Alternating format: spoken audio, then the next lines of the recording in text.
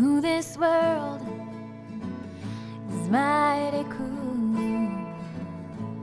but the sky still shines blue. So it shines, so it shines. I know there's some things that just take time. Soon and very soon you will see the very best part of me. Soon and very soon you will be when the world is worry-free. To me, CARA is an idea.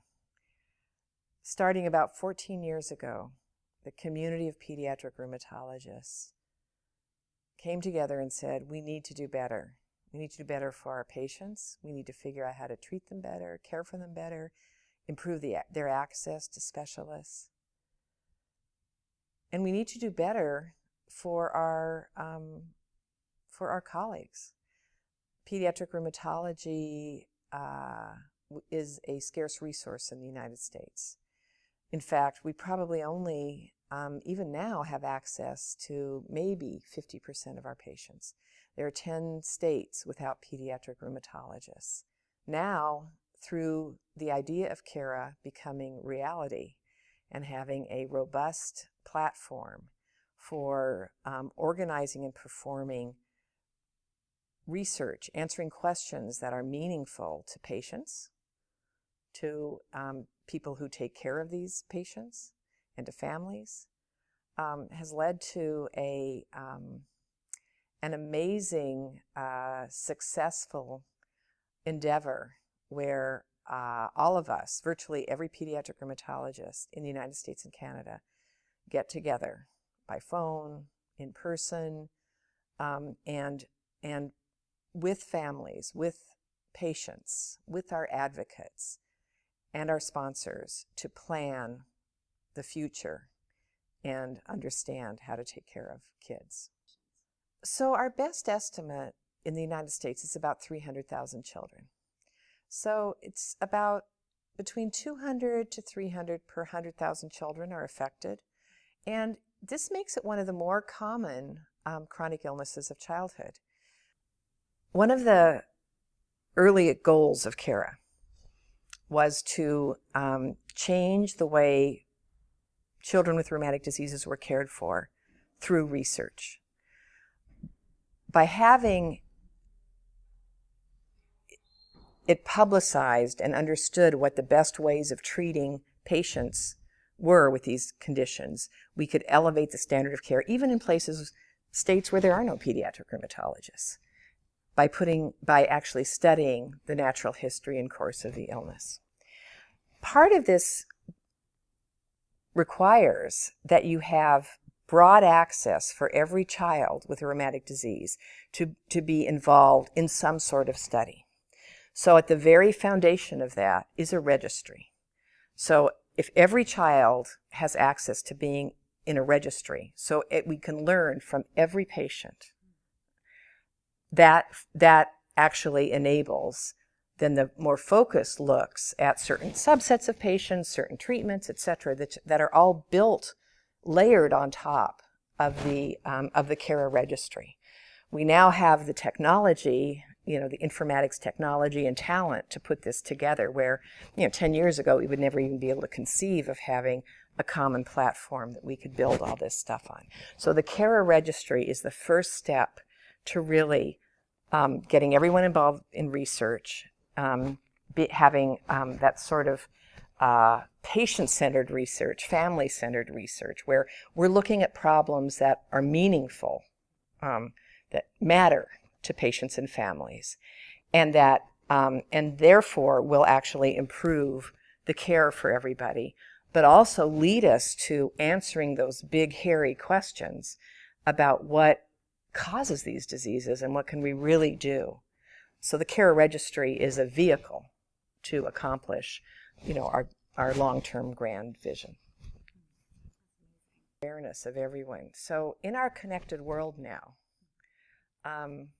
if a family lives in, the hinterlands of Montana, they can get on their computer. They search for this diagnosis they've just received, arthritis or dermatomyositis or whatever. We need to be front and center. Friends of Cara. We look to Friends of Cara to be that sort of peer interaction and understanding of what patients and families need at that point when they have this horrendous, life-altering diagnosis often, and be findable to them, and then accessible through that. And that's what I really believe is by engaging in true partnership with patients and families, patient-family-centered care, shared decision-making, they will find us. Cara. I think I learned about Cara because the clinic that we go to, which is Stanford, is associated with Cara. It's part of the Cara network, so the doctors told us about it. We went to the website and looked up information and reached out and got in touch. So my son Vikram, when he was about 1 year old, all of a sudden he started having high spiking fevers that happened on a 24-hour cycle. And he was getting rashes that moved all over his body. And so we took him in for some blood work, and we were in the hospital for a few days before they were able to really narrow the diagnosis down to systemic JIA. A couple of months ago, we switched over to another drug, and that cleared up all of his systemic problems. So he doesn't have fevers anymore, he doesn't have rashes anymore, but now he's having arthritis for the first time. So for a month, he wasn't able to walk pretty much, at all, or if so, only a couple of hours a day. That's been really hard. But lately, over the last few weeks, he's been walking a lot more, and you can still see he has problems with his joints, and he complains about it. But he is able to move himself from A to B, so that's a big improvement. So his word for pain, he's a twin, so they have twin language with each other that we only know some of the words for. But the word that they've invented for pain is anga. So he'll point at his wrist or his knee and say anga, anga. One of the things that people kept on telling us was to take things one day at a time, which is a pretty good indicator that you're in a pretty bad situation. So yeah, we definitely looked around all over the internet, and we connected with other people who had the disease as well. But it's hard because every kid is slightly different, and it's very hard to know what to expect. The progression of the disease varies a lot. So you kind of have to just start using one of the drugs and watching and seeing what happens, and giving each one a decent shot before you switch on to the next one. Nobody really knows which drug will work on which kid or which subtype of the disease. So there's one drug that they use first because it's very safe, even though it involves injections every day. But it involves injections every day because it has a very short half-life, so it flushes out of your system if it's causing problems very quickly. But after that, it's kind of up to you, which is pretty disturbing as somebody who doesn't know anything about the field, to have the doctor say, well, do you want this drug or that drug? And you don't have any real way to make the decision, but they don't either. They don't know which is better. They just know that they both work sometimes. I think it's really important for us to understand which drugs work the best and which drugs work on which kinds of kids.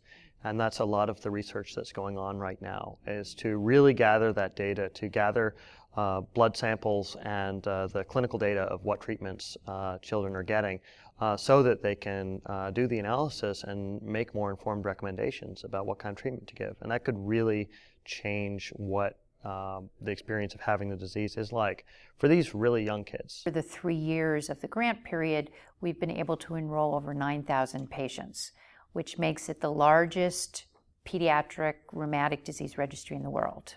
So it turns out that rheumatic diseases in children are one of the most common chronic illnesses of childhood, surprisingly enough. It's about as common as diabetes, type 1 diabetes is in children. So it's more common than people realize.